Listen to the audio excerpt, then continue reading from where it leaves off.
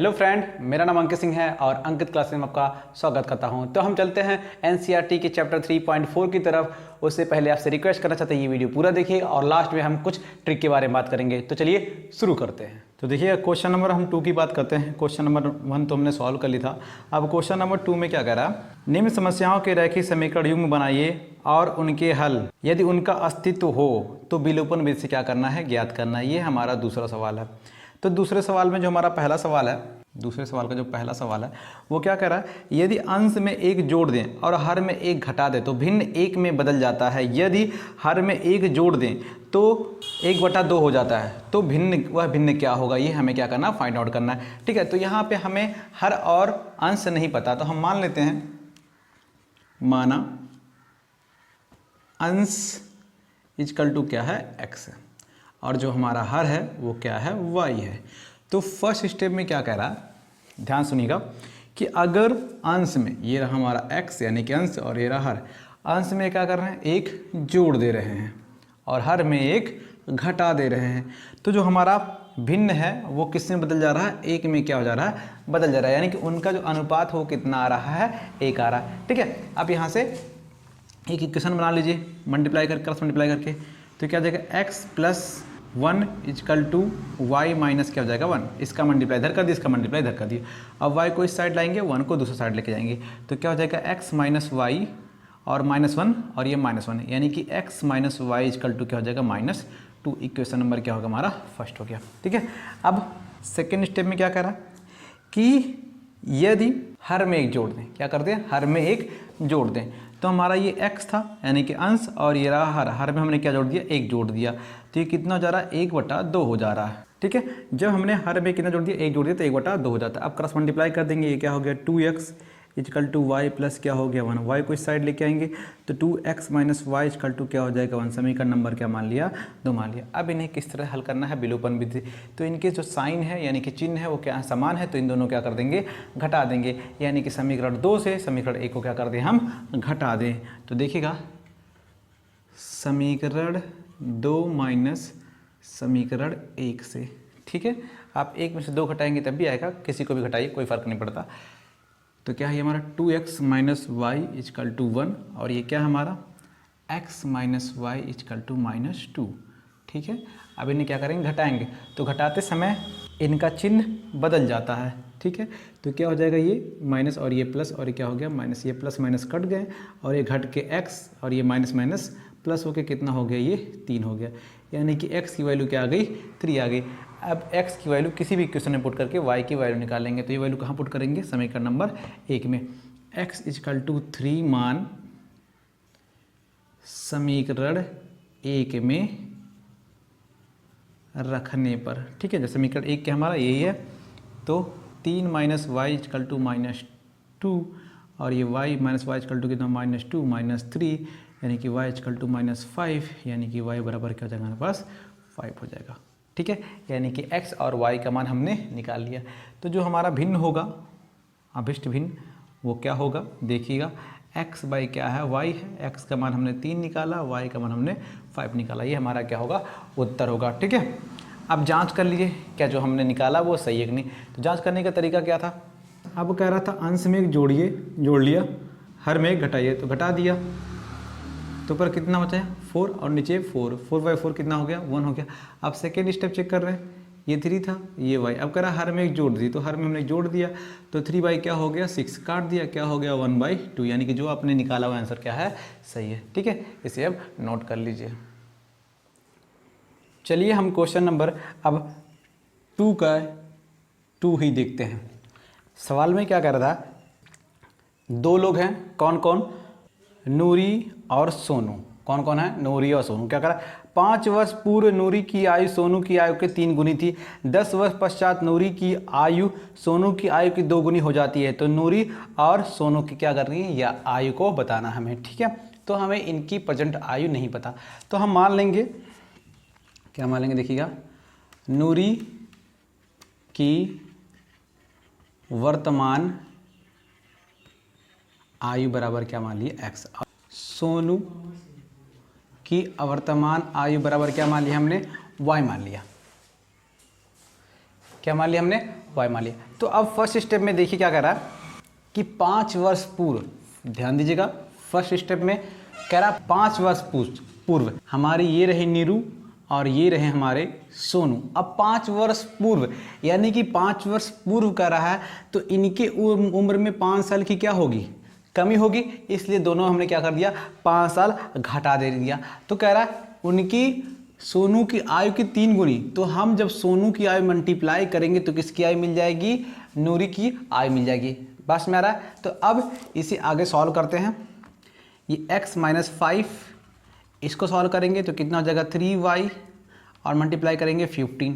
अब 3y को इस साइड लेके आएंगे और 5 को -5 को साइड लाएंगे, तो x - 3y = -15 और माइनस प्लस क्या हो जाएगा 5। और सॉल्व करते हैं, x - 3y = क्या हो गया -10। इक्वेशन नंबर क्या ले लिया हमने 1। अब अगले स्टेप में क्या कह रहा है कि 10 वर्ष पश्चात, यानी कि सेकेंड स्टेप में 10 वर्ष पश्चात यानी कि 10 वर्ष बाद, यानी कि ये रहे हमारे नूरी जी और ये रहे हमारे सोनू जी, और 10 वर्ष बाद कह रहा तो इनमें हम क्या कर देंगे 10 10 जोड़ देंगे। बास में रहा। अब कह रहा है कितनी गुनी, 2 गुनी रह जाती है, तो हम इस सोनू में 2 से मल्टीप्लाई करेंगे तो किसका मिल जाएगा, हमें नूरी की आय मिल जाएगी। ठीक है, तो अब इसे हम सॉल्व करते हैं। तो क्या है x + 10, अब इन्हें सॉल्व करेंगे क्या होगा 2y = क्या हो गया 20। 2y को हम इस साइड लेके आएंगे तो x माइनस क्या हो जाएगा 2y = ये 20 माइनस क्या हो जाएगा 10 हो जाएगा। ठीक है, तो x - 2y = कितना हो गया हमारे पास 10। इक्वेशन नंबर क्या है 2। ठीक है, अब हमें x और y की मान ज्ञात करना है, इसलिए हमें चाहें तो यहाँ से x को रिड्यूस करें या y को रिड्यूस करें। तो दिख रहा है कि x का जो कोफिशिएंट है वो कितना है 1 है, तो हम क्या कर सकते हैं यहाँ से आसानी से x को रिड्यूस कर सकते हैं। ठीक है, तो हम क्या कर रहे हैं इक्वेशन 2 में से इक्वेशन 1 को घटा दे रहे हैं, या इक्वेशन 1 में से इक्वेशन 2 घटाइए, बात एक ही है। तो देखिएगा समीकरण 1 माइनस समीकरण 2 से, यानी कि इक्वेशन 1 में से इक्वेशन 2 को हम क्या कर रहे हैं घटा रहे हैं। तो देखिएगा क्या लिखा हुआ x - 3y = -10 और क्या लिखा है x - 2y = 10। अब इन्हें क्या करना है, हमें घटाना है। तो घटाने पे साइन क्या होता है बदल जाता है, तो ये था माइनस और ये प्लस और क्या हो गया ये माइनस, ये दोनों आपस में कट गए। अब ये दोनों क्या हो गए घट जाएंगे, तो घट के कितना हो गया -y और ये दोनों आपस में जुड़ जाएंगे -20। तो y बराबर कितना जाएगा हमारे पास 20। अब y की वैल्यू किसी एक इक्वेशन में पुट करके हम x का क्या करेंगे मान निकालेंगे। तो y की वैल्यू कहाँ पुट कर दे इक्वेशन नंबर 2 में। तो y = 20 मान समीकरण 1 में या 2 में रख दीजिए, 2 में रखने पर। ठीक है, अब इक्वेशन 2 में पुट करते हैं, तो x - 2 × 20 = क्या है 10 है, तो x - 14 + 40 = 10। तो x बराबर क्या हो जाएगा 10 + 14, इसको जब दूसरे साइड ले जाएंगे तो ये माइनस था तो प्लस हो जाएगा। अब x = 50, यानी कि जो हमने सोनू की आयु निकाली वो कितनी है 20 है, और जो हमने नूरी की आयु निकाली वो कितना है 50। तो यहाँ हम लिख सकते हैं सोनू की आयु = 20 और किसकी नूरी की आयु = कितना हमारा 40। यही हमें क्या करना है निकालना था। ठीक है, इसे हम नोट कर लीजिए। चलते हैं क्वेश्चन नंबर 3 की तरफ। तो क्या करा है 2 अंकों की संख्या के अंकों का योग 9 है, इस संख्या को 9 गुना संख्या के अंकों को पलटने से बनी संख्या का 2 गुना है, तो वह संख्या ज्ञात कीजिए। तो यहाँ हमें संख्या जानते हैं, संख्या क्या होती है हमारी, जैसे 23 ये 2 अंकों क्या होती है संख्या होती है। ठीक है, तो इनको हम कुछ इस फॉर्म में लिख सकते हैं, 2 × 10 + 3 कर सकते हैं। ठीक है, और हमें इन्हीं दोनों को क्या करना है ज्ञात करना है। तो एक को हम क्या मान लेते हैं x और दूसरे को क्या मानते हैं y, लेकिन ध्यान देने वाली बात यह है कि जो संख्या होगी वो क्या होगी 10x + y मानेंगे। बात समझ में आ रहा है। ठीक है, तो देखिएगा माना इकाई की संख्या बराबर y तथा दहाई की संख्या बराबर क्या है x है। ठीक है। तो 2 अंकों से बनी संख्या, 2 अंकों से बनी संख्या वो क्या होगी, 10x प्लस क्या होगी, y होगी।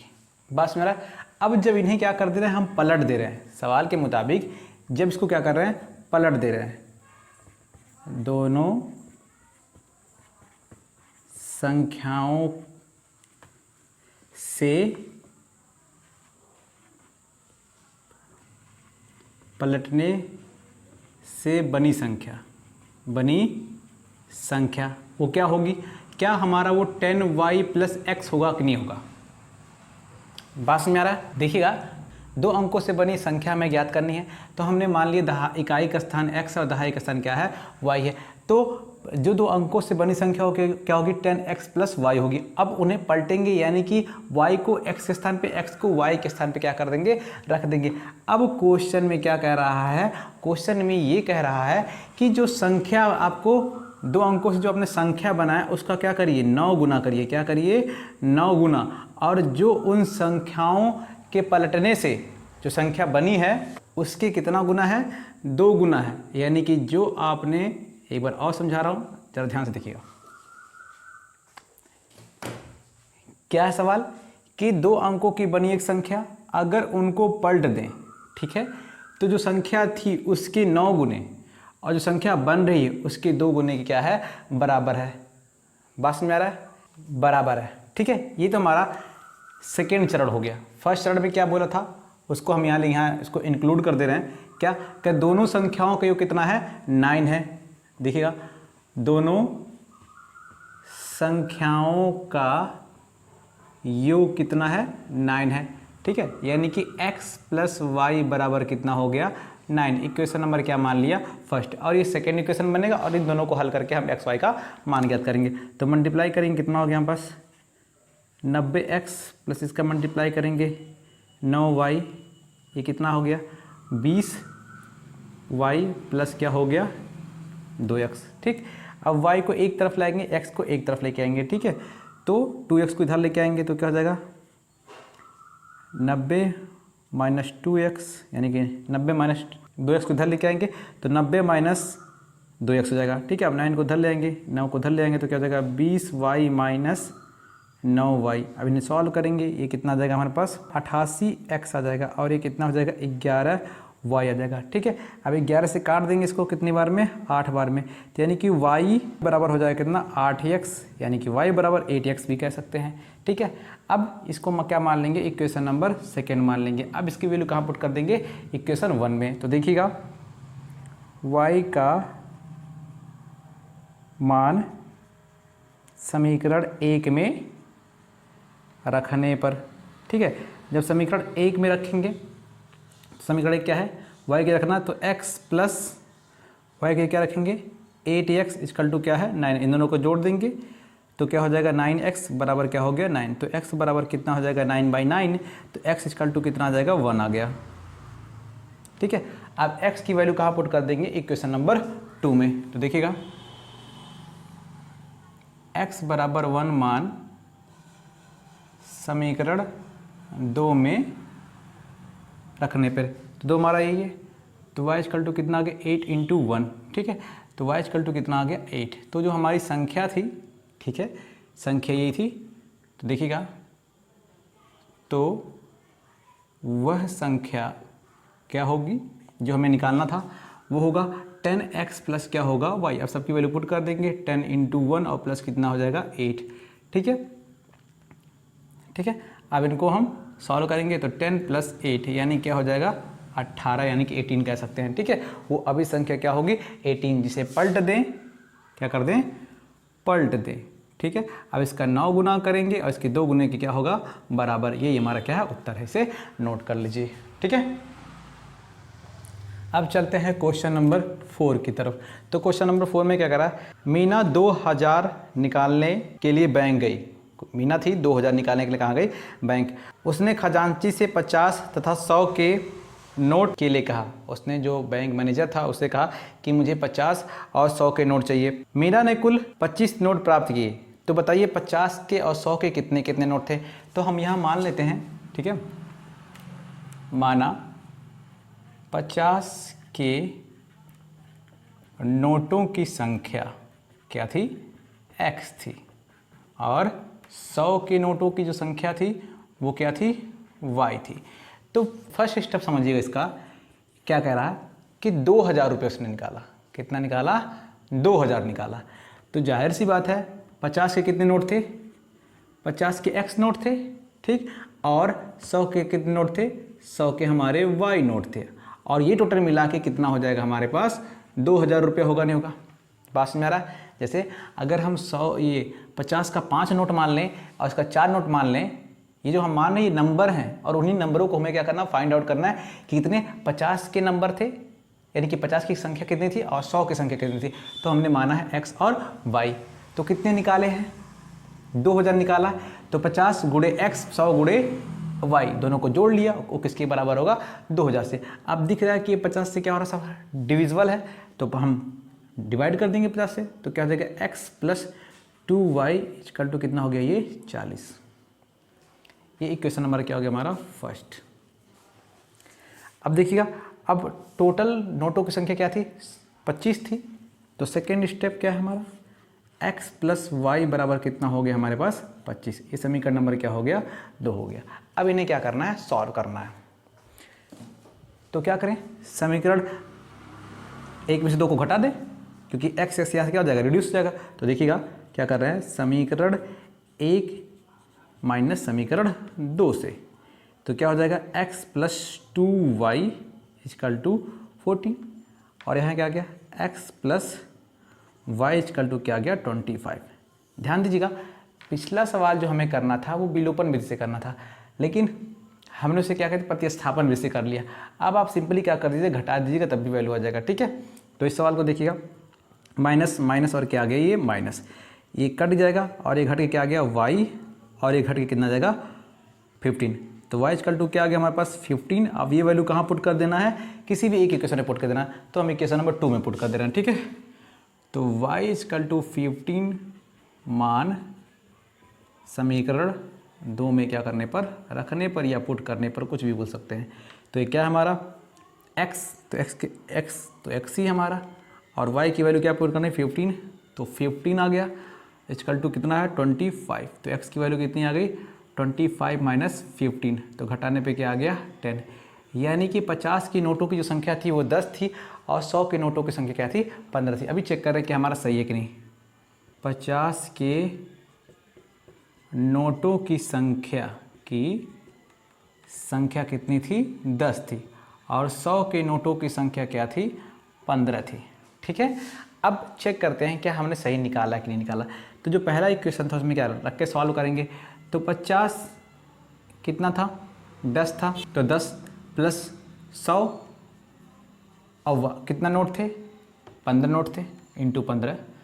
अब ये कितना हो गया, ये 500, और ये कितना हो गया, 1500। अब इनको जोड़ने पे कितना हो गया, 2000, यानी कि टोटल रुपए कितने हो गए, 2000। तो जो हमने निकाला है वो क्या है, सही है, ठीक है। इसे नोट कर लीजिए।